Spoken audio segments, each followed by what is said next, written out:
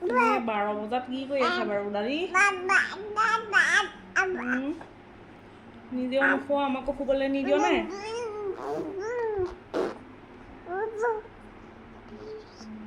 দিনে